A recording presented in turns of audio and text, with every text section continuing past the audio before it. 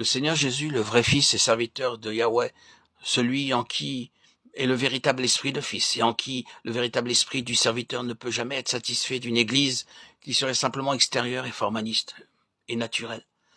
Malgré tous les beaux traits qui peuvent s'y trouver, lorsqu'il regarde cette Église en Asie, il peut dire comme Jacob avait pu le dire de Léa, oui, il y a là de très beaux traits, quelques très bonnes choses.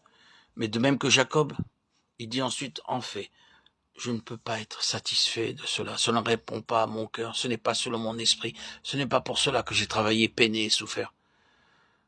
J'ai besoin de quelque chose de plus que cela pour satisfaire mon sens le plus profond et le plus intime de ce qui est vrai, de ce qui est bien, de ce qui répond à la pensée de Dieu.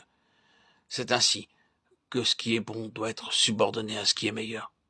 L'esprit du service est toujours fixé sur la pensée tout entière de Dieu pour son Église. La fiancée, l'épouse, et ne saurait jamais être satisfait par quelque chose de moindre. L'état de fils agit dans cette ligne. Je ne sais pas comment il pourrait se manifester autrement que cela. C'est l'action de l'esprit qui travaille en nous. C'est une action de l'esprit. Et nous devons rester fermes au milieu de beaucoup d'adversités. D'adversités suffisantes, d'opposition suffisante, de méfiance suffisante pour éteindre tout ce qui aurait été moindre que quelque chose venu de Dieu.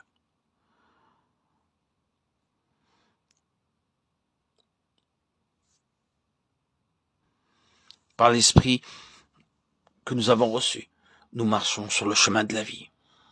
C'est l'opération de la loi de la vie. La plénitude de Dieu doit être exprimée dans l'Église. C'est pourquoi la satisfaction de Dieu est concentrée dans l'Église. Tout réel service pour Dieu est ce qui cherche à assurer à Dieu ce qui lui est le plus précieux, c'est-à-dire l'Église. Et tout service pour Dieu commence par la soumission. La soumission est une chose que l'on trouve dans la maison de Dieu. C'est là que Dieu établit la loi de la soumission. Je dois être soumis dans la maison de Dieu, comme tout autre membre de la maison de Dieu. Il ne s'agit pas de la soumission de l'un ou de l'autre des membres plutôt que de celle des autres. Mais dans la maison de Dieu, nous avons à trouver notre place dans la soumission. Je ne peux pas, en tant qu'enfant de Dieu, agir plus indépendamment que les autres membres de la maison de Dieu. Nous trouvons la vie à mesure que nous apprenons à nous soumettre. S'il n'est pas vrai que nous sommes soumis dans la maison de Dieu, nous ne sommes pas dans le chemin de la vie, nous sommes dans le chemin de la mort. C'est la première loi du service. C'est en cela qu'est l'importance de l'Église, représentée localement.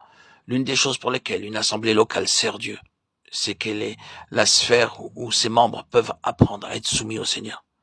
Nous savons que, très souvent, cette soumission au Seigneur dans l'Église devient une chose très pratique et une chose très éprouvante. C'est le chemin de la vie. C'est là qu'est la bénédiction, oui. C'est la maison de Dieu, c'est la porte du ciel. Jacob appela Bethel, le lieu où Dieu lui avait parlé, Genèse 35, 15. Car c'est là que Dieu s'était révélé à lui. C'est la vie, c'est la porte du ciel. Lorsque Dieu se révèle, que le Seigneur ouvre notre intelligence,